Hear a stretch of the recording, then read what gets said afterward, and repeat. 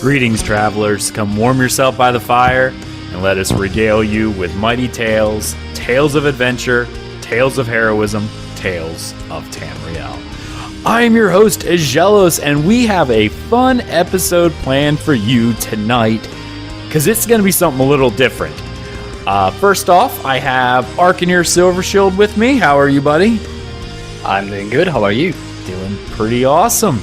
And we also have special guest and one of the guild officers in our guild in the Elder Scrolls Online, Stormslord. Hello. There we go. How are you, buddy? Doing awesome. Excellent, excellent. I also want to give a shout out to all the awesome people who showed up live today over at twitch.tv/dungeoncrawler network. We really appreciate that.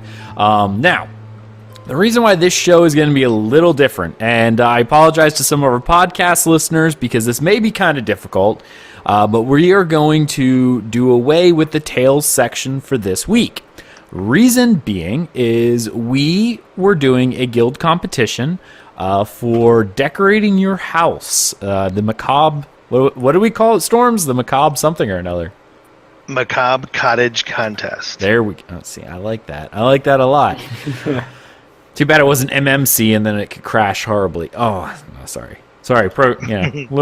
Little bit of computer humor there. But yes, we are going to go out. We had a couple entries, and we are going to go out and we are going to describe them to our podcast listeners, what we are seeing, and we are going to vote on what we think is the best. And of course, those people will earn some prizes. So, I guess before we really jump into that, I do have to do a little bit more housekeeping because I didn't. First off, that awesome intro music is brought to you by the one, the only Family Jules 7X over on YouTube. Check him out and all of his amazing video game covers. He does a ton of them, and I really encourage you to go check him out because he is a fantastic musician, and really need to check out his work.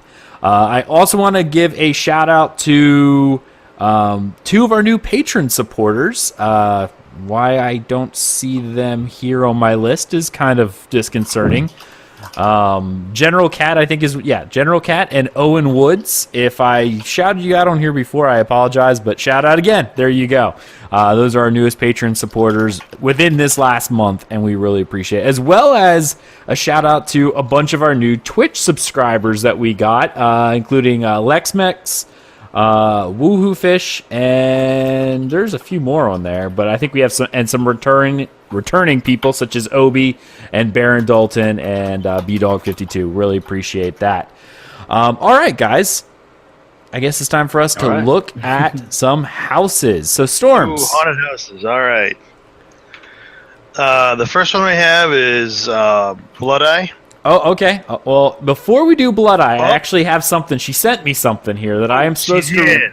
Yeah, I'm supposed to read this before. So, all right, let me get into character here. Maitre D. Tyrus the Terrifying welcomes you to a monstrous dinner party. Location is in the subtly glowy forest of Cold Death. With festive ceiling decorations, he is sampling the menu to ensure it meets his ghoulish standards. He particularly recommends the soup. The meat course has been hung for, a year or two. Sit down on the benches, relax, and enjoy. Well, that was creepy. That was creepy. Yes. Haunted house time then. All right. Yeah, haunted house time. So we are going to Blood Eye's house. So I guess that's her primary residence, I assume. Yep. Okay. Visit to her primary residence. And that's what we are going to do. This is going to be exciting. This is This is fun. I'm going to like this. And just to preface this, I have not looked at any of the entries. They all came to Storm, so he knows them all, but I did not look at them. So I'm in for a surprise. Ew, that's creepy. Whew. I mean, all right. Ag, you are more creepy than the house. But Wait. it's fine. Oh, Your should be in temper. a Halloween costume? Hold on, I can do that. I'm gonna put on a ghoulish costume just because I think I should. Let's see, polymorphs. I'm gonna be a Scarecrow Spectre. No, I'm gonna be a Draugr. Oh, you have the Draugr. I have polymorph. Draugr. Alright. Yeah, I'm gonna be Draugr. Okay. Okay, let's see. So what we got here is we have a bunch of those blue glowing fronds that you see in where are they at? A lot of times you can see them anywhere that you go underground in the one of the Dwemer. See, I'm trying to remember the name of the dungeon. It's the one with what is your favorite one, Ark? The one that you were always trying to get Engine Guardian off of. Darkshade Caverns. Darkshade Caverns, yes. My favorite. It's got those little Darkshade Caverns fronds, if you will, hanging from the ceiling as lights. Oh, that's awesome. Yeah. Then we've got the entire room now. Oh, I guess we probably should have said what house is this? I guess I should look. This is the Sisters of the Sand apartment. Okay. Because part of the rules was it either had to be a cottage or an apartment. So, all right. The other thing we're seeing is she has a bunch of these dead-looking trees the entire length of the way around the entire room, with some mushrooms and some other foliage, and as well as what are these smoking things? Like, what are they? I don't know. I think they are underground. Like, I think they are skooma things, but placed underground, maybe. Skooma underground? Okay, I got you. So. Oh, no. They are braziers like, underground. Okay. Yeah. You can see it here. Like. Oh. Awesome. I see. Awesome. That gives it a very nice smoky effect. Oh, check this out, guys. In one of these trees, there's a heart sticking on a branch. Oh, cool. Yeah, I was about to mention that. Yeah. And there's one on the table as well, like a roll something heart. I guess her theme is a ghoulish dinner, so she has this little long table up and a couple Daedric benches. And I like the pumpkin. And then the skull head right here with the light. That's really, really awesome, right at the base of the table. And so, yeah, we got ourselves what looks like a human heart in a bowl, a couple red dishes that look like they have blood in them, a fish with a knife through its face. That's delightful.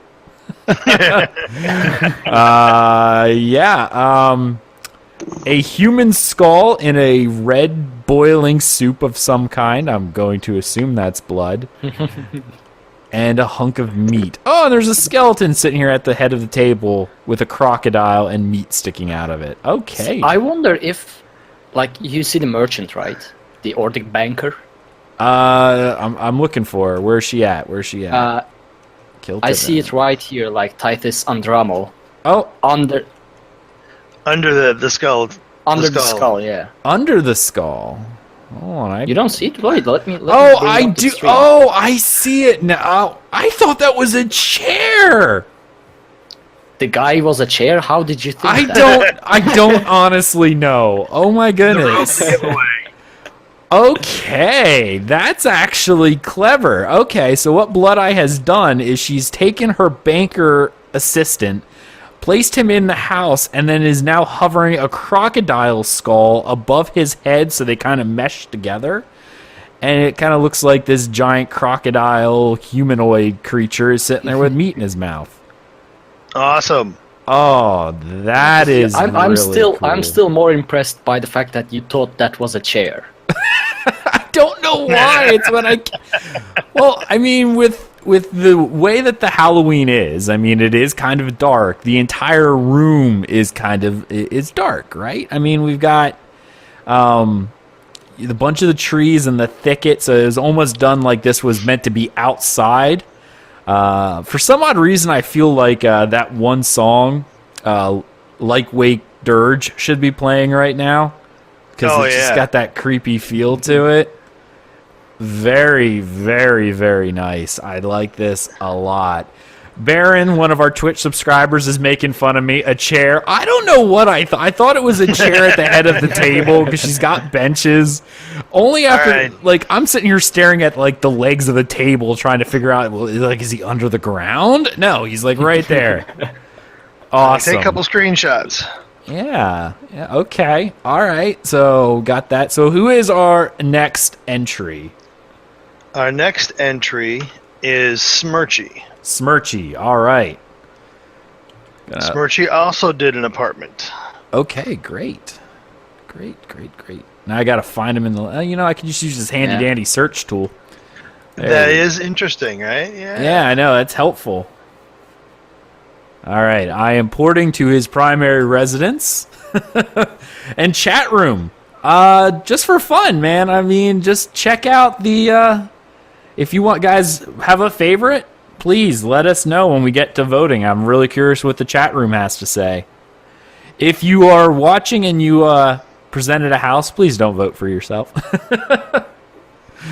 Okay, now. All right.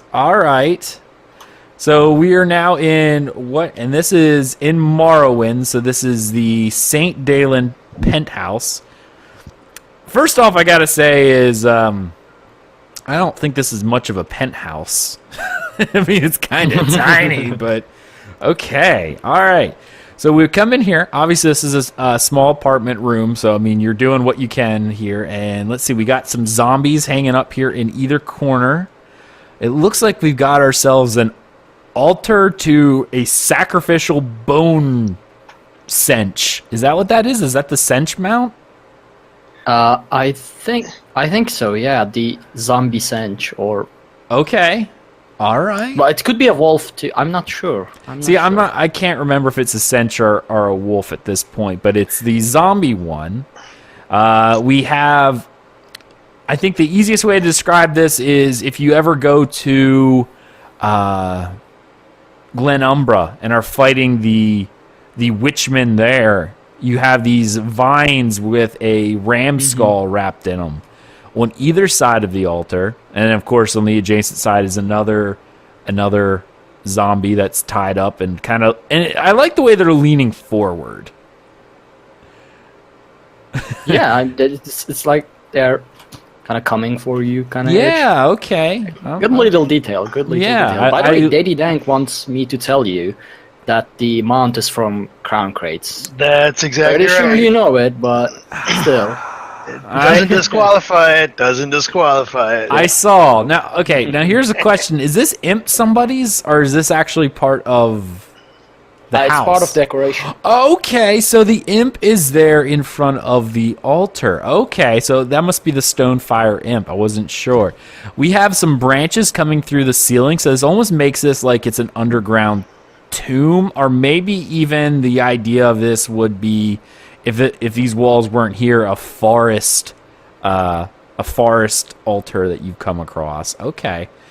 Tell me this, since I'm not really sure. Are those red aspects of its feet part of the effects of the mount, or are they something else?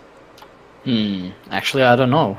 I don't have the mounts. I don't have it think either. so. I think they're part of the mount. I think they're part of the mount. Okay. And we got the 3 candles here in the front. Give it a nice little glow. It's interesting. The one other thing that kind of is interesting to me is the fact that there's not a lot of light in this entire room. The only light source that I know of is coming directly from these 3 candles and the mount itself with the feet, giving it that red ghostly aura. So this is... if you come up here, you can see that Mount's eyes are like glowing the same as its feet. Okay, so that must be part of the mount. Okay, I gotcha. All right. And I saw it yesterday because every time I try to travel, it crashes. Is that where you went? Okay. I keep bobbing out. Out of curiosity, what is the, I know we said it either has to be an apartment or a cottage.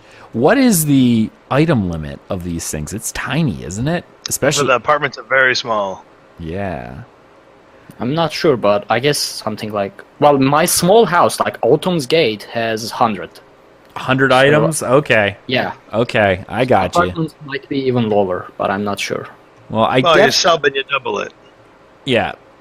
I definitely like the tree branches coming from the roof. It gives that aura of like this is either part of a haunted forest or something you would see in like the very beginning of like Sleepy Hollow or something like that, with these big dark branches overcast over top of you. So very, very nice. All right. Who is our next entry? Next entry is Guinevere. Okay. And shout out to Guinevere as a follow as well. It was really funny because my Twitch alerts went off saying that you followed us on Twitch before we even went live. So thank you for that. All right. It does that, like, if someone follows you or does something while you are offline, it gives you the alert once you launch the OBS after. Oh, okay. Cool. It's Black Wine Villa. Black Vine Villa. Well, it's Aldmari Dominion, so it automatically loses. No, I'm just kidding. Automatically disqualified. It's automatically disqualified. Didn't we put that in the notes? I'm pretty sure we did. I must have missed it. Okay. All right. Well, because of that. All right. So this must be a small house. Oh, everything's loading in for me. Okay. All right. So we loaded into this house, and if you don't know where this house is, it's right off of the Bandari Trading Post in, in Malabal Tour. So it's got a very jungle feel. Now, I know the first thing I came into, as soon as I walked in, I saw what is that torture device? The crows thing that they have for the human? I don't know what it's called. It was a crow's something. Anyway, it's a cage you put humans in, and they hang up, and the crows eat them. There are two mummies in there right off the bat, hanging right off of a chain off of the entrance. Okay. All right. Awesome. I like that. Oh, I like the wagon with the wrapped up bodies. Yes. There is a wagon with two bodies in it as well. We see a lot of these vines with the ram horns all over the place. And the pumpkins. That's very festive. We've got another crown crate mount. Your favorite. And the zombie horse. I like the zombie. Okay. So we got a couple like caged up scamps and imps here. Scamps, there you go. Yeah, on the right side of the house we have the normal imp and the Stonefire imp all caged up. That's neat. Now, the other thing you'll notice is they did, like, these trees, these black trees, which are pretty common, like that's what I think a lot of people have been using because they're very creepy, line the entire house, as well as these big white dead ones. These are new. These are not part of the house. These black ones are plunder skull treasures. They're the They're the burnt branches. Okay, they're the burnt branches. Okay, so then we go to the left of the house. We've got ourselves a little ghastly totem here. It's got a little bit of a green corruption around it, as well as multiple skulls and a graveyard. I like it. And of course, more skulls on pikes. Okay. What are these graveyard items, though? This is the first time I'm seeing them. They come from the Dark Brotherhood achievements. Okay. The first one, the smaller ones are 50 kills, and the other one is 100 kills. Nice. All right. That's good. I like how they put this this other tree right here. This other white dead tree, and it's over top of the wall, so it's like growing over, and it's almost like a skeletal tree hand that's just growing up over this. I like that a lot. Is that built in though? No. This white tree does not exist here. This was added. Now these other trees do. This tree is different from anything else in Malabal Tour. This is awesome. They did a very good job. Yeah, as you see, they're over here again, these long trees. I don't think that tree is natural. I don't. I don't think so. Not sure. I think this was added. Now you got me questioning because it doesn't quite. No, it can't be because it doesn't quite look like that. Guinevere, I'll pop over to my house and I'll look. I know I think Guinevere's in chat. Can you tell us if this house was actually placed? Okay, they are indeed added. Okay. I was kind of thinking so because you can kind of see there's a little bit of moss hanging off of it, like this gray lichen stuff, and it doesn't match any of the other trees, but I wanted to make sure. Okay. Oh, I like that. I like that a lot. That's very nice.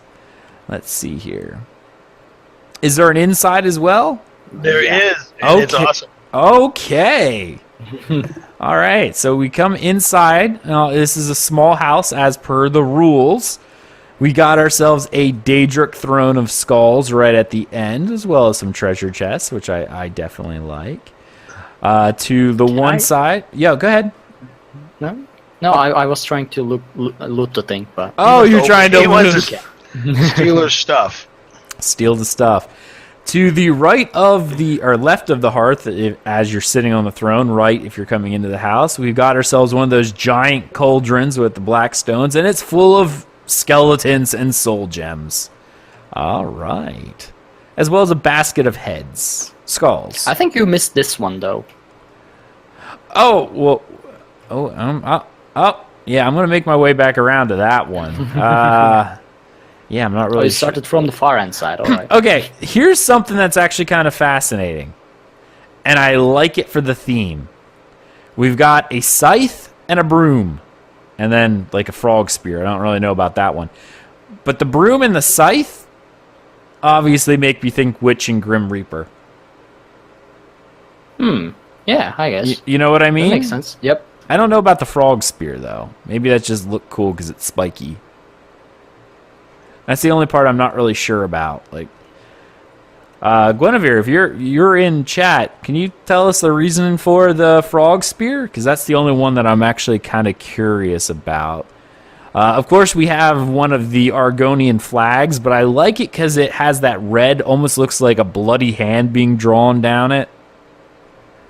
Of course, we got some more soul gems, skooma, potions, key on one of the chests. I don't like that this one bottle has Aldmari Dominion on it. I was about to say that as well. All right. And now we come to the front, right by the house. We have a very, very gross, but I like it. It's a fish rack that has some dead frogs and fish on it. And to the other side of the door, we have a severed head of a hag raven. Very nice touch. Okay. As I said, it's just frog. spiky. Yeah, there's frogs on there. Oh man, I didn't realize that. Yeah. Nice. Yeah. I really do like the hag raven head. That is really, really cool. I really like that. And she says, or she says that it was just spiky, so they put it there. Okay, makes sense. Cool. I liked the theme of the scythe and the broom. That really made that I'll tell you right now earned massive bonus points, but the fact that the spiky thing has no purpose other than it's spiky kind of loses that for me. That you know of, you don't know. Well, yeah. So does voting awesome. matter, or is it host base? You know what? I'm gonna let people vote in chat too. As long as you don't own one of the houses. So it'll be the Awesome. host, but we have people asking. We have a lot of people watching. I'm going to let everyone else vote too. So we've seen the houses that are here, obviously. And so I'm really curious, everyone in chat, I'll give you guys a few minutes to type your vote in, whether or not it is Blood-Eye, Smirchy, or Guinevere. So go ahead and vote. Now, obviously, the people, if you've done it, I see that Guinevere's in there, and I see that Blood-Eye's in there. So you two can't vote. If Smirchy's watching, he can't vote either. But everyone else, go ahead and write in your votes. I'll give you a couple minutes from now, 2 or 3 minutes. All right, host, what are you guys thinking? Arkhaniir, let's you go first. Why am I going first? Okay, you don't have to go first. Stormlords. No, you go first. Why do I have to go first? All right, fine. I'll go first. All right. Major pros. My two favorite houses. I actually liked all of the entries, obviously. Some of the big things that I liked out of Blood Eyes, she did a lot of work with the blue fronds at the roof. It gave it this weird eerie light that I liked, as well as the braziers hidden under the ground that gave it a very smoky effect. That was really, really cool. The added effect of having the banker, who I thought was a chair, be the ghoulish host of this half crocodile man, this were-croc, was really, really cool. I really, really liked that. That was inventive. That was very clever. Smirchies, I love the idea of the imp welcoming you, right? So you got the imp who walks in, he's standing there in front of this altar, and the house that he picked was already fairly gloomy, so the way that he provided very little light gave it that very, like, you dug through a crypt and all of a sudden that's where somebody is. That was really, really cool. Finally, Guinevere's house was amazing. I love the dead bodies in the front, the imps and everything like that. The things that impressed me the most were the added trees, these especially the one that's hovered over the wall. That one gives I don't know how she did that. That's amazing. Massive points there. And I was very impressed with the scythe and the broom, because that's very witch and grim reaper. But the fact that the frog spear isn't representative of anything, I think we could have done without it and it would have been cool. Maybe that was something that, maybe only I looked into, but that was kind of because you had this theme, Grim Reaper, and then Witch Broom, and then Frog Spear. And I get it, it's pointy, but that loses a little bit for me for the creativity type thing, or the theming. I should say creativity. It was very creative. But the theming loses it only because there's no known, ghoul that uses a frog spear or anything that, So those are kind of my thoughts right off the bat. So, Ark, why don't you go now? All right. So I'll start with Robot's house. I like how the attention to detail. I'm currently there as well. There's a skull with a candle on its head, and then the fact that skull in a soup. Obviously, the guy you thought was a chair. It's a good idea to use your banker like that, in my opinion. And stuffing crocodile's mouth with meat. So basically, to me, Robot's house has more attention to detail.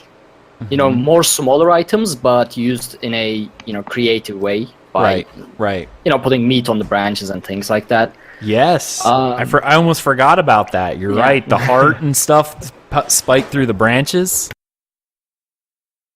So as for Smirch's house, I like how actually Daedric it looks. To me, it more than Halloween, it had a more Daedric feeling, like a Daedric altar feeling. Something you would take a Daedric quest from in Skyrim. Perhaps it had that kind of feeling rather than Halloween, at least to me. Okay. But yeah, as you said, I liked how it looks like an underground tomb with the branches coming from top side. So that was good. Especially also the added leaning forward mummies. Yeah. I mean, it's a very simple thing, making those mummies lean forward, but it adds. I don't know. It makes it a lot different. I know what you mean. It made it like they're coming at you, and I know it's easy to manipulate it that way, but I've not seen anyone else manipulate a body that way, so that was very creative. Yep. Very creative. As for... Alright, I'm trying not to butcher this. Guinevere. Yeah. Well, it's Aldmere Dominion House, so I don't know. A bit loads of points there, but I love the tombs. I didn't even know those tombs existed in the game, but using that small area as, graveyards, that was a good touch. And Hagraven head, I loved that as soon as I entered the house. That was the first thing that caught my eye. Bonus points for using of the Daedric Throne, which I would have liked if there were another 100 of them, because that's what I do with my house. Well, because you have 100 of them. I have 1,200. I have 1,200 Daedric Thrones sitting in my bank. Because they were free. Gotcha. Yeah, me too. I have a bunch of them as well. So, what else? I didn't notice the frogs until you said, but That's a good touch. I don't know. Is the frogs like those? The frogs come with that item, or I think it's part of that item in particular. Yeah, because there's like kelp on it as well and fish. Mm-hmm. I think if you go to anywhere where there's fishermen in these docks, you'll probably see something similar. I actually never paid attention to it, but I mean, it would explain, like you said, why the frog spear or whatever. But it would kind of explain, with the frogs there, it explains why there's a frog spear in the house as well. Does it affect the team, perhaps, but does it make sense as well? Well, it does make sense because apparently she or he caught some frogs with that spear. So, I think that's about it. All right. Well, then, guys, coming down to the voting, which was your What about favorite? Storms? So, he's going to sit there and be quiet. No, for some odd reason, I thought he was actually going to... Okay, no, you're right. Storms. So, I think I said Storms first, and then you guys made me go first, and then I assumed he went. That's right. So, let's back up to Robot's house. Okay. I was greatly impressed with the hanging blue branches from the ceiling. Mm-hmm. That really added to it, as well as seeing her other house. That is a very small number of trees, but it worked really well in the room. The banker was awesome, just phenomenal the way they balanced it with the meat in the mouth as well as the alligator on top, or Arkhaniir, whatever that is. Whatever, you never know. And then with all the different hearts placed around the room, I think I counted 4, right? Places and branches and the bowls. Mm-hmm. So a cleaver sticking out of the table. Tremendous theme around a macabre dinner party. Yes. So I like that. That was a great way to theme it. Smirchies, I was impressed because I saw it yesterday. Couldn't see it today, but I saw it yesterday, making sure we could get in. I love the mount where he put it. I love the imp. I love the way he did structure those wrapped bodies the right way. Mm-hmm. Very, very good use of that small space. Yes. I don't know how he got it as dark as he did, but it's really good. Yeah. These houses are not easy to get dark. Yeah. Guinevere, I like the way she tied the outside to the inside. I also like the way she used different items, not necessarily Daedric or scary items like the frogs, and tied that together with everything else. Yeah, You're right. It's creative use of the Craglorn skull, of the Morrowind hand above the fireplace.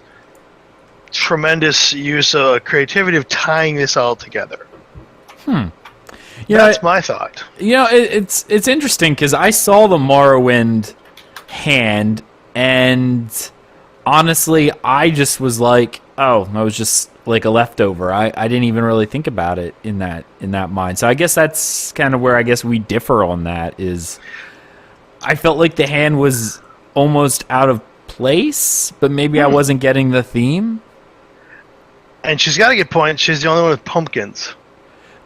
No, Robot had pumpkins. Robot had a pumpkin too. Yeah. I didn't see those pumpkins. Yeah, it was right by the edge of the table. There was a skull that their head was stuck on it. Remember, like there was a pumpkin, and then there was a skull light on top of it. So. Oh, all right. I was busy looking at other stuff. I was busy being looking at everything else. There was a lot to take in at Robot's house. Again, very small space, very well done with the amount of items you can fit into an apartment. Right. Yes. Yeah, that is definitely something to take into effect. The smaller ones, that's the one thing, as impressive as Guinevere's was, she went with the small house, and that automatically had a higher item count. Mm-hmm. So I think by nature of that, my level of expectation is a little higher for her, only because she had more to work with, right? And remember, there are actually categories. One is the house. Yeah. The other category is the apartment.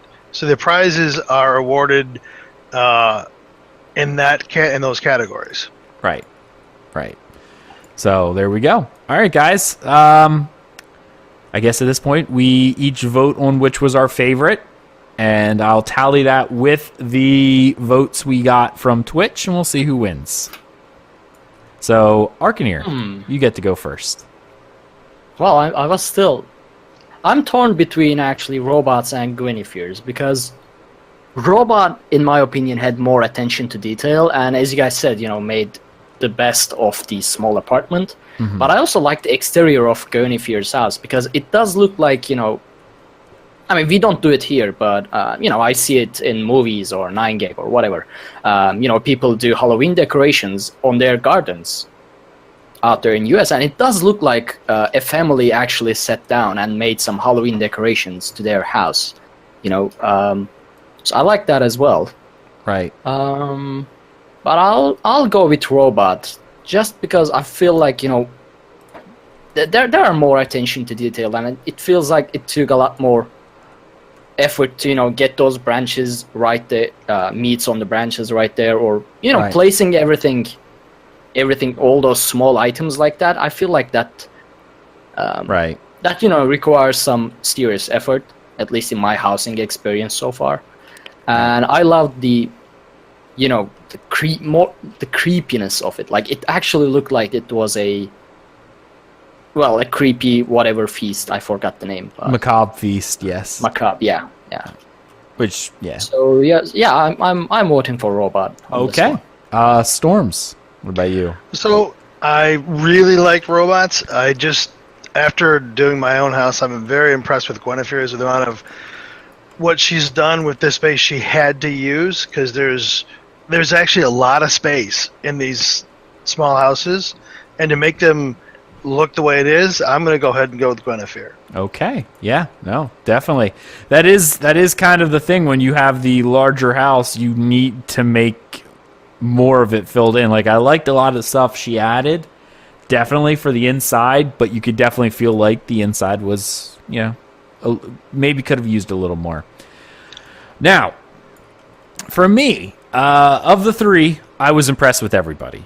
I really was with what everyone had done. Robot obviously spent tons of time and probably tons of money, because I know you can't craft those items, so she probably bought each one of those plants. I know she did, because she was telling me how much she spent on all those plants. Albeit, I don't really feel too bad, and that should not weigh in on any of this, because she told me she was buying those before the Halloween contest was announced. So that was kind of on her own. So, no, sorry, you don't get points for that. Overall, and I really love the theme. Like I said, that witch, I still can't get by the scythe and the broom.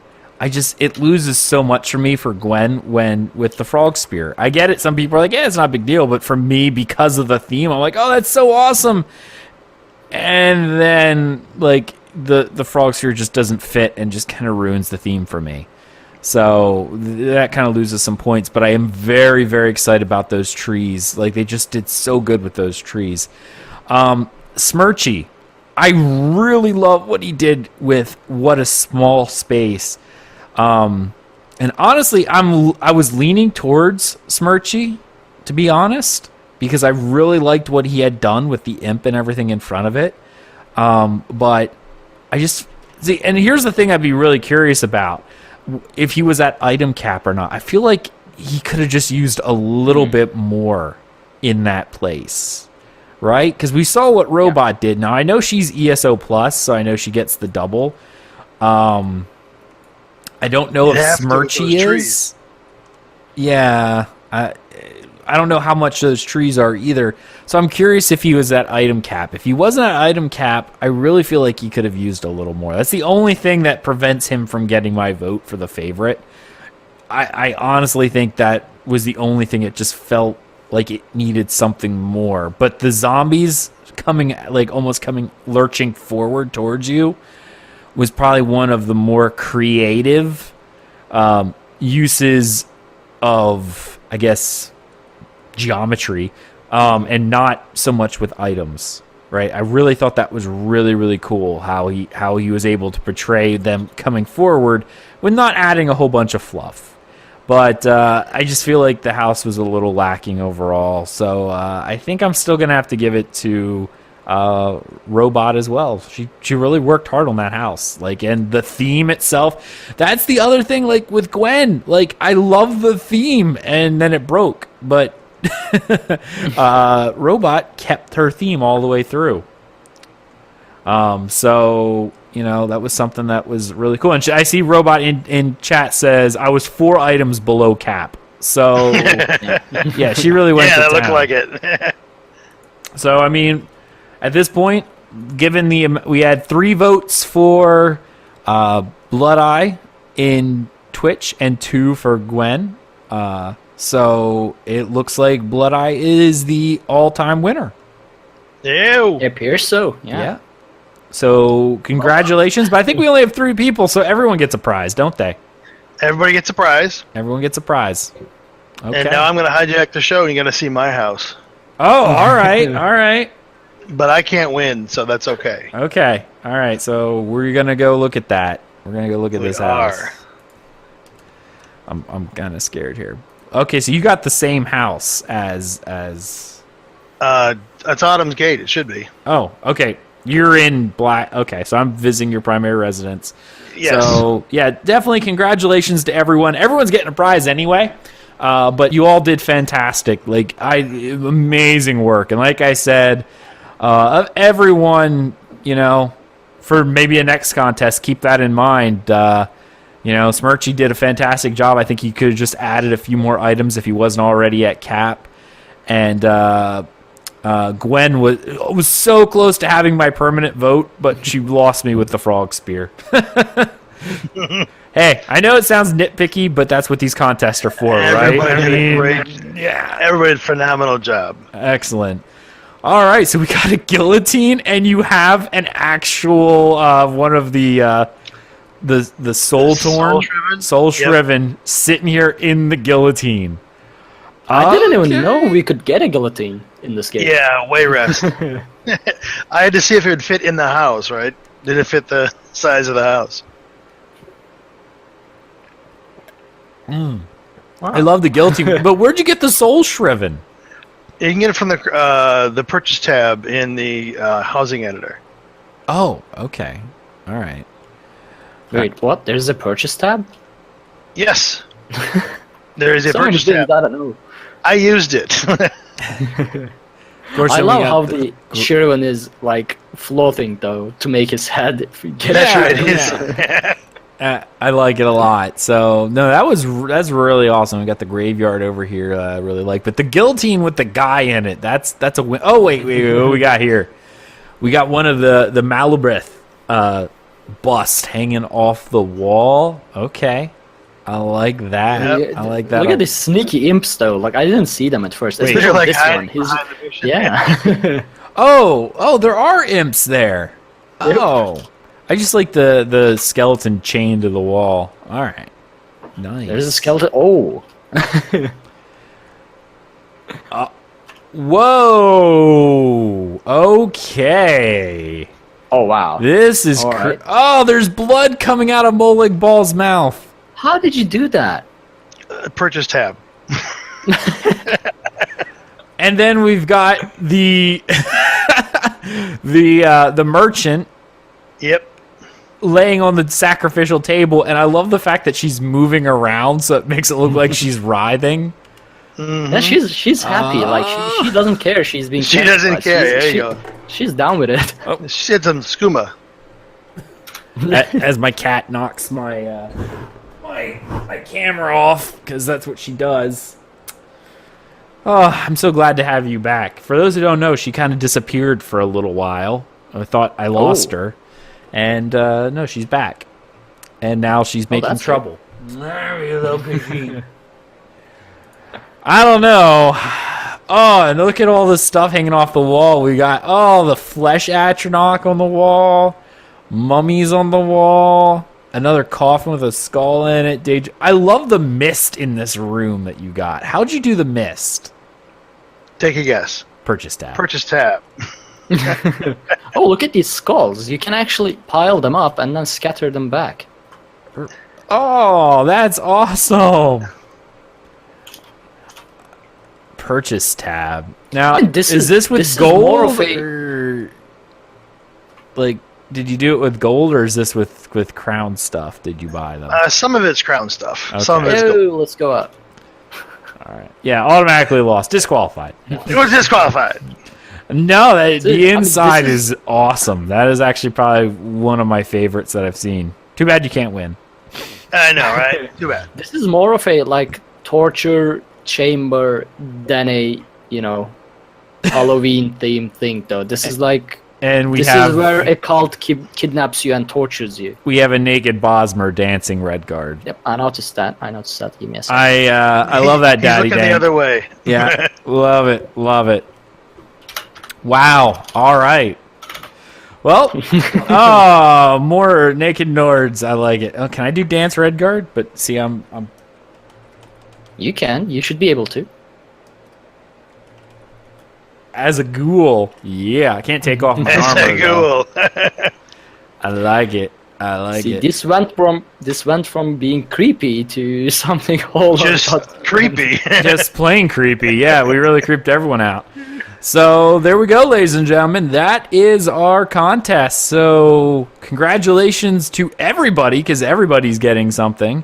But thank you for everyone who entered, and you guys all did great. Absolutely Awesome job. amazing. All right, Ark. Yeah. We've got some emails to go over, as well as some lore stuff here in the second half of the show. So that is what we are going to do. I am going to read the emails first, out of order of the lore book, only because there was a really good email in there that talked about Sermon 14 and actually added something I didn't even think about. So we are going to talk about that. So let me go ahead and pull that information up now. All right, so the first email we've got is from Jonathan. So he has some long-awaited questions. Hi, Ark and Ag. Hope you guys are doing well. And these questions I commented a few weeks back that I would send. Number 1, in the next DLC, Clockwork City, we have a recurring character from Morrowind make an appearance. Divith Fur, yeah. Since I've never played the original, I decided to go back and do some research and found out his character profile on the ESO website that he was a bit of a wild temperament, but on the Elder Scrolls Wiki, it says that he was a caretaker in the quarantine zone in Morrowind when the plague was running rampant and was actively searching for a cure to save lives, which doesn't seem to quite add up to someone, or for me, for someone who is interpreted as a bit crazy. What are your opinions on this character? Ark, you recently streamed and found this guy. You were doing quests for him in Morrowind, weren't you? Yeah. So I can tell that the statement that he has a bit of a wild temperament is true. I mean, he's a Dunmer. He's a Telvanni, if I remember correctly. Yes, he's so a Telvanni wizard, actually. Yeah, it gives him that, classic arrogance of Telvanni Dunmers, and he does have a wild temperament, but he does also have a quarantine zone, like in his tower. Under his tower, he has, I don't know what it's called, but like an asylum for those who are, diseased with the Corpus disease, and he's kind of trying to make them comfortable or whatever. He's actually protecting them as well. Like, if you attack them, his warden will actually attack you as well. So, I guess he's both wild temperament and caretaker. Although, I don't know, like, I didn't talk with him all too much, so it is maybe he has some other agenda by taking care of those people. Like a research of his own or whatever. But it does look like both statements are true. Like, he's both a caretaker and a wild tempered guy. So, yeah. Cool. I've seen in yet another YouTube video with an interesting theory, but this one is with the forgotten hero from the Elder Scrolls Legends. They suggest since other Elder Scrolls games encourage you in character creation to be a certain race, i.e. Nord, when you play Skyrim, and Dark Elf when you play Morrowind, this theory is since ES Legends seems to suggest for you to be a Redguard when you create the profile, that is possibly this possibly may mean that the forgotten hero may indeed be the Ebony Warrior from Skyrim, as he would be alive at that time. What do you guys think? Actually, I'm not sure. Like, I did watch a video about the possible identity of the Ebony Warrior. This was a long time ago, though. It suggested that the Ebony Warrior could be the, reincarnation of, I don't remember the name, a Redguard god, like a warrior Redguard deity. Hunding? Was it Hunding? I don't think I'll be able to remember the name because this was a very long time ago. Right. But I remember reading something like that, and considering that ES Legends probably wasn't even planned when Skyrim was a thing.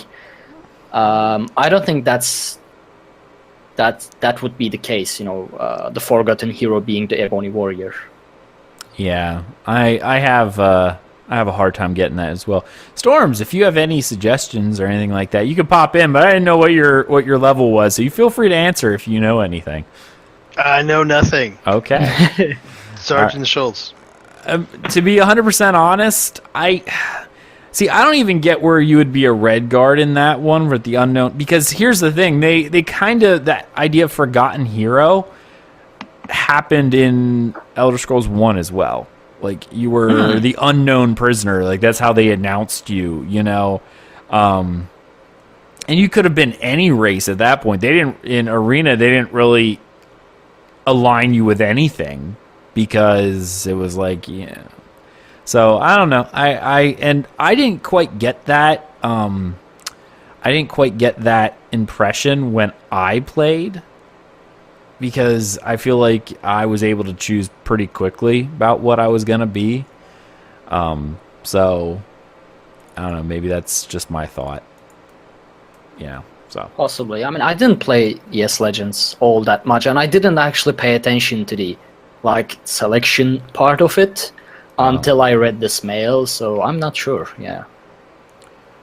Okay. But yeah, the what I know about Ebony Warrior is that, at least as a theory, that he might be the reincarnation of that warrior Redguard deity. Yeah. With my previous question from an email before, Ag, you said you would rather prefer more skill lines added than new classes, and I completely agree. What type of skill lines would you like to see? Would you want to add to your favorite class, the Templar? I like that. Honestly, I would love to actually see something more along the lines of a spear line. I know a lot of people have mentioned a spear line for a weapon skill, to be honest. That was something I really, really love. And necromancy. I mean, I personally wouldn't use it on my Templar, but I would love to see necromancy as a skill. Or possibly when spellcrafting comes out, because here is the big thing. When spellcrafting comes out, will we see something along the lines of the old original skills, like alteration, conjuration? Those things I would love for them to bring those back. Now, see, that I have an opinion about. That I would definitely like. One thing I liked about Skyrim was the ability to then follow the path you want with your skills. Yes. And your spellcrafting. Yeah. Is spellcrafting still a thing, though? Wasn't that shelved? No, it was backburnered, but because that was what was his I cannot remember his name. Nick Conkle. Thank you. That was kind of his project. But when he went over to Riot, that kind of got backburnered. But several times they've said that is still a thing. And I imagine... Well, I hope so.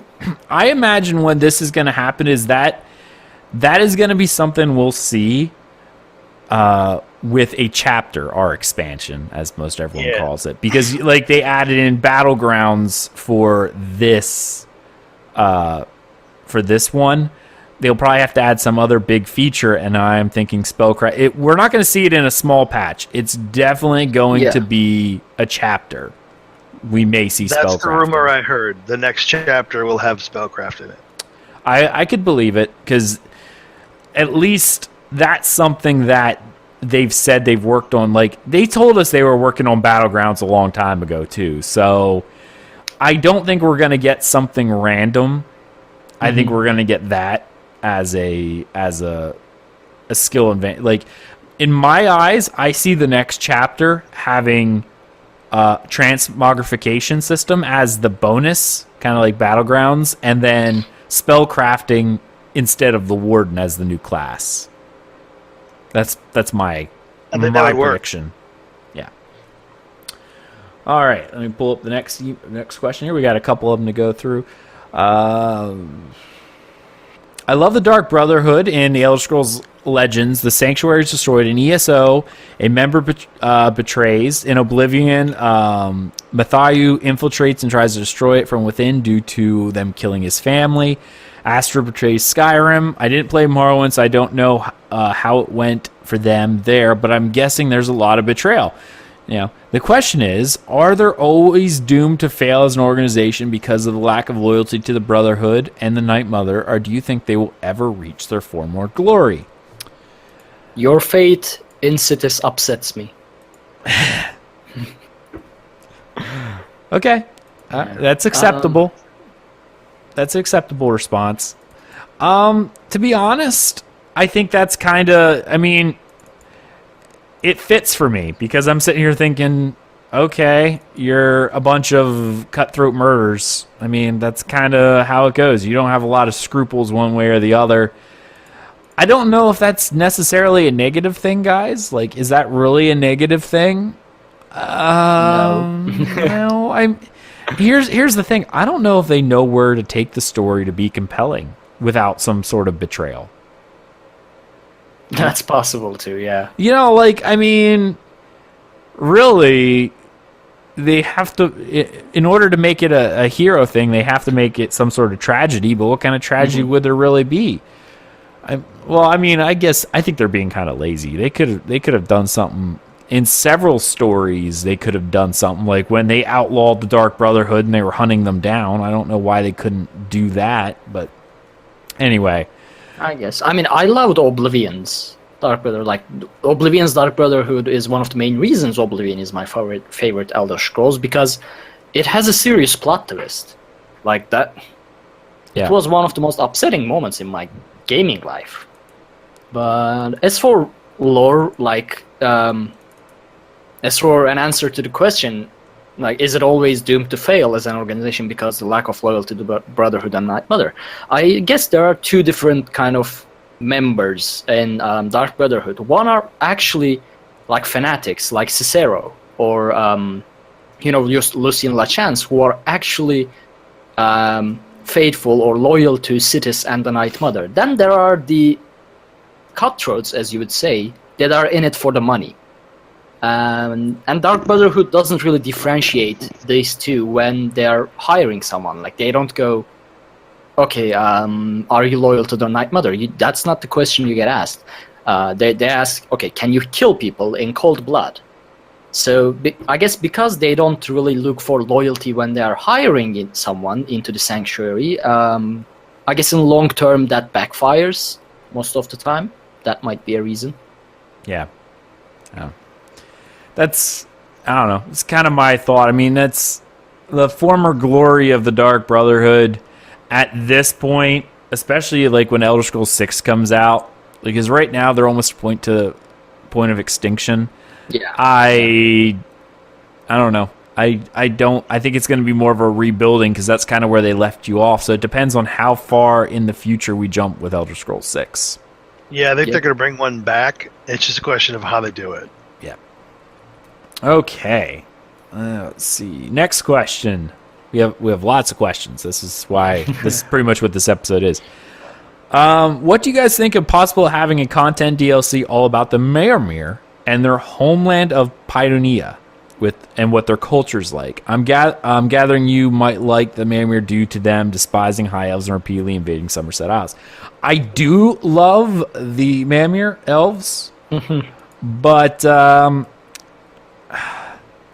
see, I don't know how I feel about this, only because I feel like that should be something Bethesda does, and not ZeniMax. Because I know they work together and they have the lore people, but at the same time, I feel like it should be the official Elder Scrolls, like the single players, that really depict it first before ESO gets its claws in it, because we've already seen ESO break lore several times, whether it be their Crown Store, Avarice, I don't know, just a bunch of stuff. Like, they're breaking lore with Crown Store mounts constantly.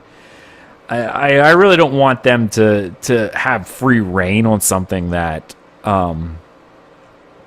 Bethesda hasn't done. I mean, I feel like, at some point, being an MMORPG, you have to break the lore, or you might end up having to break the lore to fit the gameplay, or, to balance things or whatever. But, I agree. I don't think ZeniMax would bring something new, like something that wasn't in the series before, into the play like that in a major way. I don't think they should either. Yeah. I mean, maybe if potentially, when Elder Scrolls 6 comes out and it includes Mailbag and their homeland, maybe then ZeniMax would also drop a content DLC about it as well. I don't know, but I don't think they will do it before Bethesda. Oh, yeah. They still have so much of Tamriel to do, so. Mm-hmm. I don't think you'll see 6 until ESO starts to fall apart. I also agree with that. And, Yeah. As much as, that might put a damper on that theory, I just don't think ZOS could do it well enough. I agree. I don't. I don't. Mostly because we don't know much about it. Like, I don't know. Yeah. And as I see Don Cakes in chat says, they still have several hundred Skyrim announcements before Elder Scrolls 6 begins. I mean, if Elder Scrolls Not 6 untrue. 6's release depends on ESO's failure, then maybe we should work towards that. I want my Elder Scrolls 6. We've already discussed this multiple times, but it's kind of like, why in creation would they want to, move people away? Because so many of the people who play these games are diehard fans of the single-player series. So I can tell you what, the day that game comes out, these servers are going to be ghostlands. Oh yeah, I'm not logging it. Yeah, like they're going to be ghostlands. That's what's going to happen. And I'm sure ZeniMax, and especially ZeniMax Online Media, not Studios, Media, the umbrella company of Bethesda and ZeniMax, does not want to see one of their games taking a hit for another. They're going to milk this until they can't get anything else out of it, and then they'll look at their next cash cow, which will be Elder Scrolls 6. See, I want Elder Scrolls Online to go on for the next 10 years, but when you say this, I feel like, okay, this game can die next year. Ark's gonna put it to bed now. Well, let me put it like this: the average lifespan of I shouldn't say average lifespan, because that's the expected lifespan of an MMO is 10 years, right? After 10 years, people start seeing the age and they start moving on, because also technology advances a lot in that amount of time. So after about 10 years, that's when things start, they start doing spin-offs and things of that nature. I mean, Guild Wars was close to 10 years when it did Guild Wars 2. WoW is one of the few exceptions. I should say Ultima Online is, to some of the older ones that didn't really move anywhere. But a lot of MMOs after about that time, 10 years is pretty much what the market share is for MMOs. After that, people kind of like, okay, I've kind of had enough of this, and they move on, except for a few diehards. This game's already coming up on 5 years. Mhm. We are. Like, in April of this year, it's 5 years. Oh That man, this game is- wait, it's 4 years. Is it 4 or Not 5? I 5. think it's 4. 5. It was 2014. 2014, and we'll be okay. 4 years. Are you sure? Yeah. Okay, I feel like it's I longer. guess. Maybe it's just because I was playing longer. I don't know. You were playing the alpha, that's why. Yeah, 4 years. So almost halfway through its accepted lifespan, arguably. So. Yeah, and as Don Cake says, they spent $200 million developing this. They will milk it dry. Yes, yes, they will. They most definitely will. Okay. Final question. I've been leveling my Dark Elf pet Sork solely for PvE content. I'm sorry, it's just the class I've played since starting, so don't judge. And in Deshaun, you fight the Malborn and find out at the end that the only reason why the leader unleashed her plague was for vengeance against the tribunal for murdering her son by Amalek. And I actually started to sympathize with her. And what I want to ask is there any quest in ESO that made you feel like you could sympathize with the supposed bad guy, or particular quests that forced you to make a decision you were unsure about? Oh my goodness, so many. Oh yeah. Finally, P.S. On a previous episode, you mentioned a Facebook group for Xbox players, and I joined and founded a fantastic guild, the Sacrificial Warriors. So shout out to them. So there's your shout out, John. Thank you so much for your email. Ark. Yeah. Has there been a quest that you felt bad? There are a lot, but the first thing that came to my mind, now it's been a while since I did the main storyline of Ebonarch Pact with, King Jorgorn and whatnot. Yeah, Jorun. yeah. Yes, it was Jorun, right? Yeah, Jorn. And his brother, at some point, felt like, he was right to a point. Like, he was right, Jorun not being fierce enough. He was right, Jorun being kind of soft to actually win this Tree Alliance war. Yeah. Because that's what I feel about Jorun as well. I mean, yeah, he's a Nord, yeah, he can use an axe, whatever, but between the other leaders, well, I mean, Queen Iran is ultimate, just never mind that, but between High King Emeric and King Jorun, I always favored High King Emeric because he was more like a leader, he was more battle ready, he was more ready to do what's necessary than Jorun. At least that's what I felt, and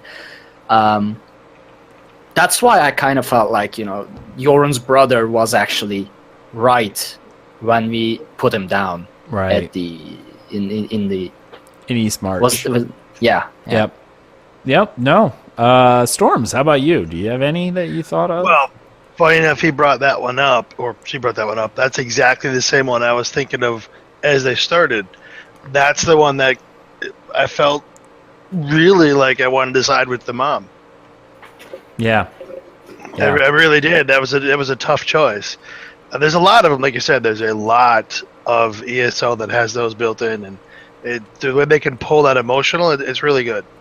For me, obviously, first one and always that comes to mind was the Bella quest line in Stone Falls, with the woman who wanted to find the body of her lover, who then turned out to spurn her in the first place and didn't really want anything to do with her.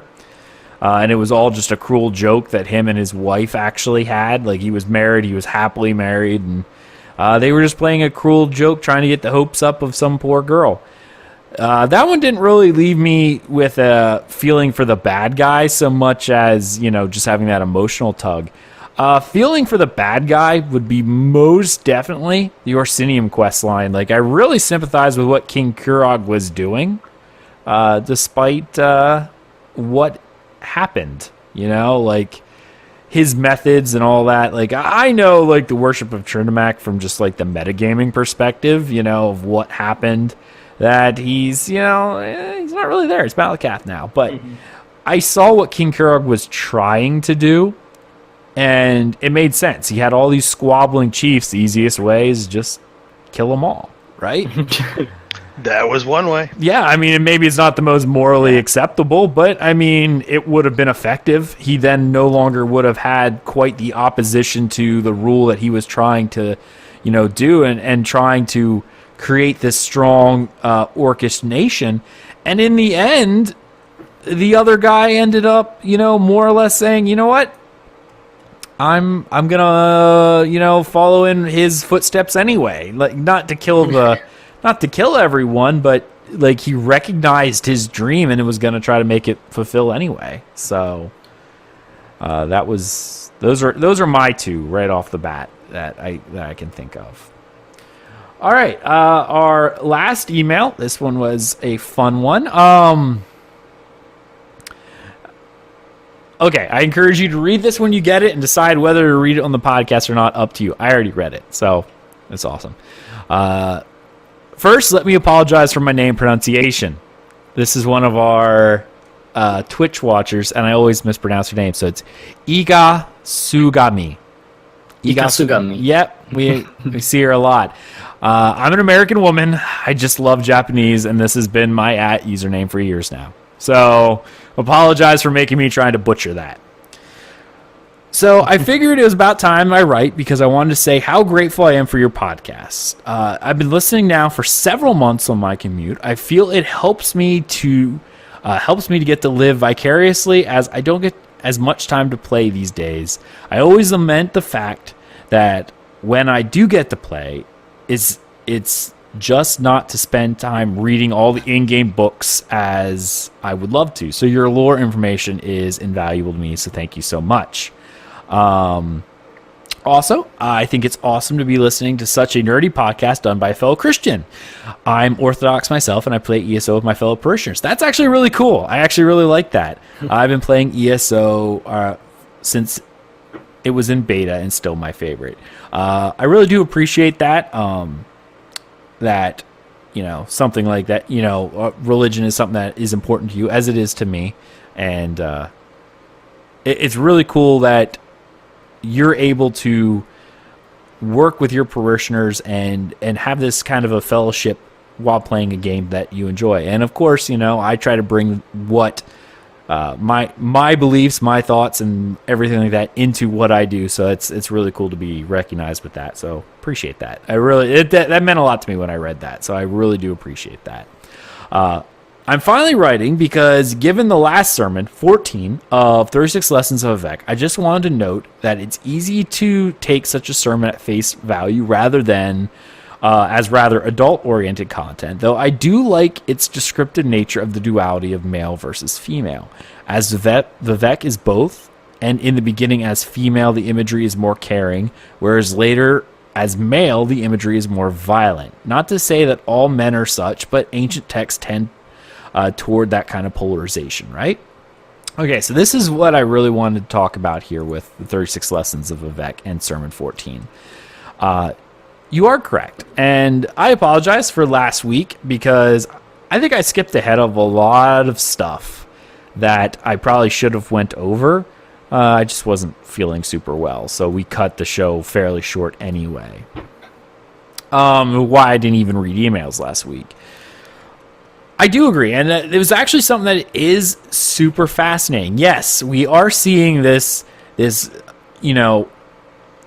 I guess you'll say the adult-oriented content from 14, because Molag Bal has just finished, I guess, procreating at this point with the body of Vivec, right? And as you said, he is showing that duality of male and female because he is a hermaphrodite. He's both male and female.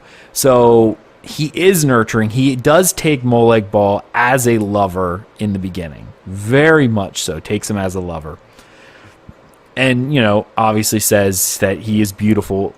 I honestly don't know what he's seeing, but beauty is always in the eye of the beholder, right?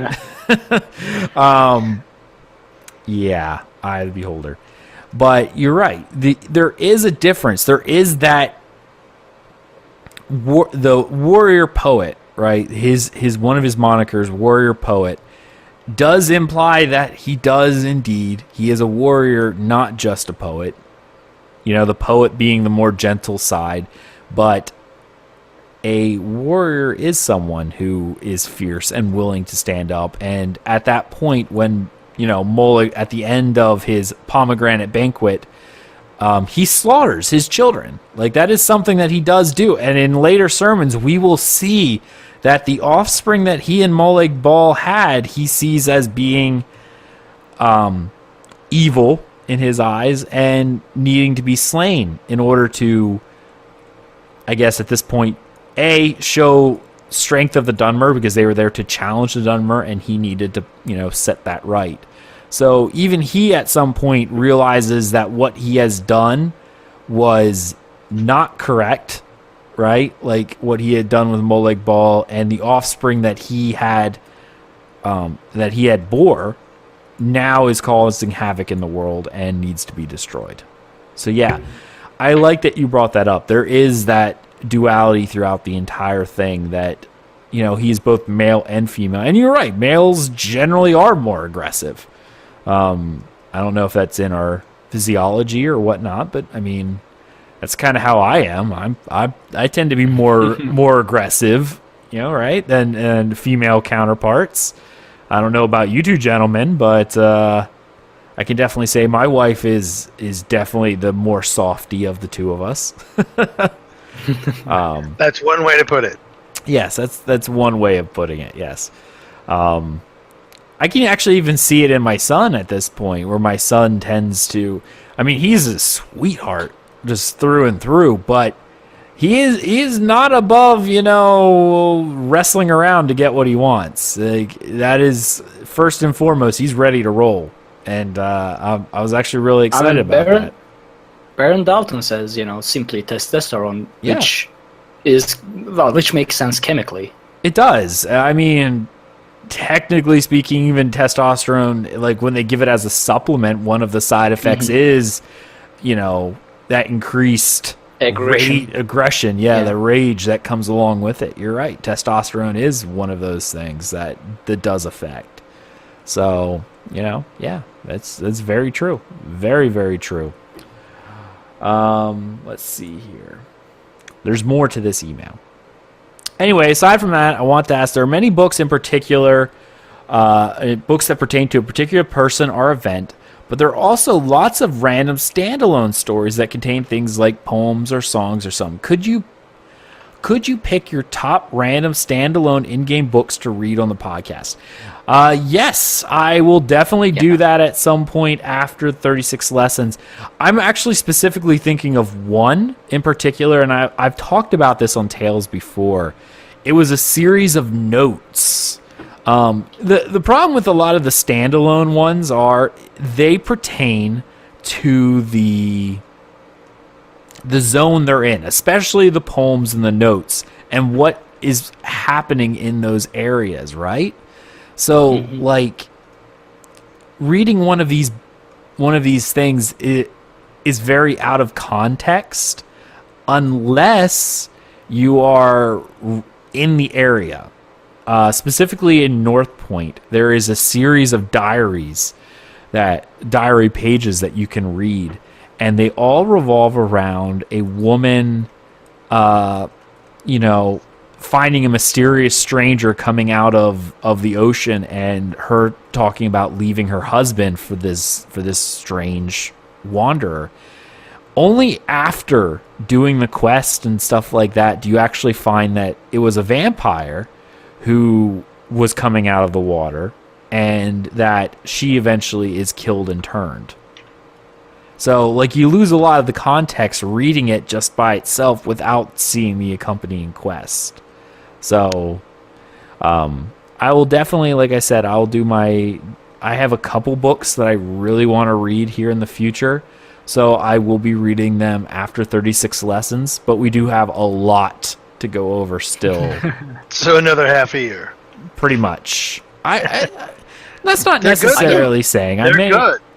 Yeah, I love 36 lessons. It's one of my favorite. I may actually interweave at some point. Maybe on a week that we don't have a lot of news or anything of that nature, we'll read multiple. We'll read multiple. Yeah, that might actually be a nice filler, like a nice long segment just to do more lore books, because that's definitely something that we can do. The content is readily there, and it doesn't take a lot to add in. So we'll definitely look into that. Because I do feel like another 16 weeks or something. No, it's longer than that, isn't it? It's like 26 weeks. It's a lot. Yeah. Of 36 lessons is a long time till we get to another book. So I may interweave some things in there. So, let's see. Finally, as a computer geek, I am wondering what kind of build you have, being able to stream ESO with good graphics and have it look so smooth and beautiful, plus your stream and own video sound at the same time as well as Discord. You know what? Let's find out. I don't even remember anymore because it's been like 6 years since I built this machine. So I've just run my dialogue here. So I am running Windows 10, obviously. I'm running an Intel Core i5 2500. So that's not a whole lot. Running 16 gigs of RAM, and my card is an AMD Radeon HD 6900 series. That is currently what I am running. Now, this is fairly old. Like I said, I built this PC 5 or 6 years ago. Now, it was kind of top of the line at the time because, I wasn't married at that point, didn't have a kid, so I had a lot more disposable income than I do now. So when I bought this, it was, top of benchmark checks, right? Now it's what would be considered a nice baseline gaming PC. Not necessarily, just not a high end, but it would probably be middle of the road, definitely. Finally, let's see here. Excuse me, I gotta take a drink here. She has to shamelessly plug an album that just came out, which I actually listened to. My neighbor and I, both being fans of fantasy and symphonic metal, put a concert album together. It's called The Journey, and the band is called Roots of Eternity. So I'll actually have a link in our Discord at some point. I did listen to this, and it actually is fantastic. So, yeah. I thought it was awesome that she wrote this awesome email. I listened to it. It is really cool. Thanks again to both Ag and Ark, and I hope you guys I hope to get to continue listening for a long time to come. Well, thank you so much. We really, really appreciate you listening to our show. Like, Art, I mean, we're 158 episodes in, man. 158 episodes in. That's more than 3 years. That is more than 3 years. Yes, it's definitely more than 3 years. That's a year just for me. Like, it's been a year since I came on the show. Yeah, and you came on at what? 50, 55 or something like that? Somewhere along those lines. I think you guessed it a few times before. I was with 108 was the Senchegate episode. That I remember. 108. Okay, you're right. 50 episodes would be a year. You're right. Why am I thinking that was before that? But maybe you're... No, you're right. Episode... occasional guest host. But... Yes. Episode 50 was when we had... I believe Nate was officially started with us at that point. And Avi and Esteldian were on till about episode 100. So you're right. Yep. You're right. You came after Esteldian left. So, yeah, you're right. You'd been about a year. That means I've been at this for at least three years. Actually, I can tell you for a fact it was the week of January 20th, 2014 when we started Tales of Tamriel. So the game was still in beta at that point. Yeah, we're almost 4 years old at this point. DCN as a group has been around for about 4 years, which is pretty amazing to me. And it's honestly because of all of you awesome people. I mean, all of you in our guilds and everything like that, the people in our Discord, you guys are the ones who keep us coming back every week because it's awesome to be able to do this show for you. If we did the show and no one listened, I can tell you we wouldn't have made it this far. It wouldn't have been worth the time, the effort, but the fact so many of you have been listening and enjoying is just amazing to me. So we really appreciate that. We really do. Okay, guys. Let's see. Excuse me. Emails are done, but that means I got to do 36 lessons. That's right. All right. 36 lessons of Vivec, Sermon 15. Awesome. These were the days of Restania when the Chimer and the Dwemer lived under the wise and benevolent rule of the Sylvie and their champion, the Hortator. When the gods of Veloth would retreat unto their own to mold the cosmos and other matters, the Hortator would at times become confused. Vivec would always be there to advise him, and this is the third of the 3 lessons of ruling kings. The ruling king will remove me, his maker. This is the way of all children. His greatest enemy is the Sharmat, who is the false dreamer. Who you or he is the shingle Hortator. Beware the wrong walking path. Beware the crime of benevolence. Behold him by his words. I am the Sharmat. I am older than music. What I bring is light. What I bring is a star.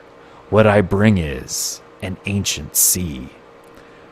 When you sleep, you see me, dancing at the core. It is not a blight. It is my house. I put a star into the world's mouth to murder it. Tear down the pylons. My blind fish swim in the new. Tear down the pylons, my deaf moons. Sing and burn and orbit me. I am older than music. What I bring is light. What I bring is a star. What I bring is an ancient sea. You alone, though you come again and again, can unmake him. Whether I allow it is within my wisdom. Go unarmed into his den with these words of power. I, Gartuk, Padahum, Kaim, Ea, Altadun. Or do not. The temporal myth is man. Reach heaven by violence. This magic I give you. The world you will rule is only an intermediate hope, and you must be the letter written in uncertainty. The ending of the words is Sylvie. So Sermon 15. So Reach Heaven by Violence sounds like it could be a title to a rock metal song. it kind of does, doesn't it? I like it. It really Reach Heaven does. by Violence. Reach Heaven. I think that's going to be the title of this episode, to be honest. I've actually been doing that where I pick a certain line out of each sermon to make as the thing, and I think that's going to be the line because that kind of works. So here's where I have issue with this. So this sermon definitely speaks of Dagathur, from as we know him from the Elder Scrolls 3 Morrowind, right? Like that's just what it is. Excuse me, I had something in my nose here, cat hair. So it talks about Dagathur as we know him in Elder Scrolls 3. The dream visions, the blight, and the notion that only Nerevar can defeat him, right? So you can almost look at this as a prophetic book if you want to look at it that way, saying that he is seeing the end, because at the point when this was written, we would have assumed that this would have been written, well, I mean, sometime after he came to power, right? Because this was a sermon written to his followers of his early life. But the Sharmont, or Dagath was one of the companions at Red Mountain, which he doesn't even bring into the case. Like, we know this to be the case from playing Morrowind, but the tribunal doesn't officially recognize him as a being. So honestly, I would look at it, if you want to look at it from a 100% lore perspective, like if you are a worshiper of the tribunal, this is a prophetic book speaking about the return of the Nerevarine, right? But this also would then assume that the Nerevarine died in the Battle of Red Mountain against Dumak Dwarf King, and not what the dissident priests say, that he was murdered by the tribunal.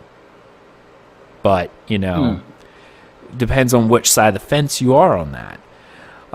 But given the fact that it's talking about Dagath at this particular point in time, it really rules out a lot of these sermons as being any case for any kind of historical evidence, right? Because these events haven't happened yet, and therefore you can't really take his sermons as any, well, honestly, as truth or anything like a historical record, because they're too vague and they're too abstract.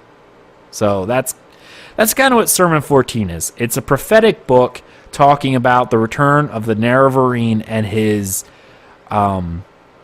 supposed conquering of Dagoth-Ur.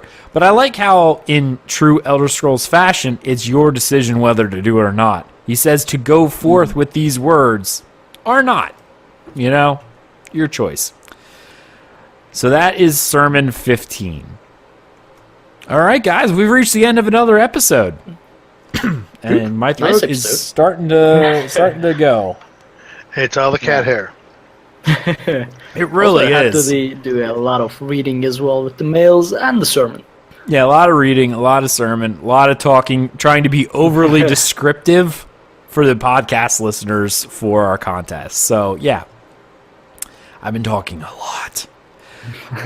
So shout outs, guys. Storms, do you have anything you would like to say in particular before we end off? Nothing other than I appreciate both of you doing what you're doing. I started listening just after Ark came on. Tremendous podcast, and will definitely continue to use it as my commute music. Awesome. Well, we really appreciate that. And of course, one thing to keep in mind that he didn't mention, but I'm going to, remember his Imperial City Nights. He's been doing Imperial City Nights, and that is open to pretty much anyone who listens to this podcast. Specifically, it helps if you're in our guild, but we do have some inter-guild play there. You just need to reach out to Storm's Lord, STORMZLORD. Add him to your friends list, and if you're not part of our guild, and definitely, join him. I guess that's Thursday nights at 8, right? 8 or 9. We're trying for 8. Trying for 8. Trying for 8. We end up starting by 9, but trying for 8. Trying for 8. So there you go. Ark, what about you? Yeah.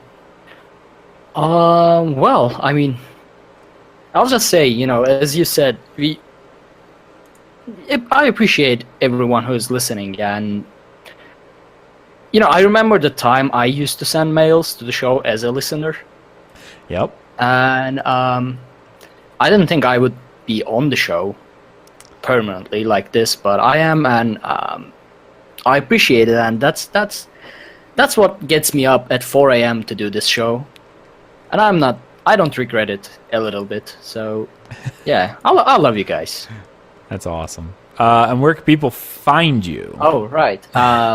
You can pretty much find me anywhere that is Arkhaniir. That is ARKHANIIR.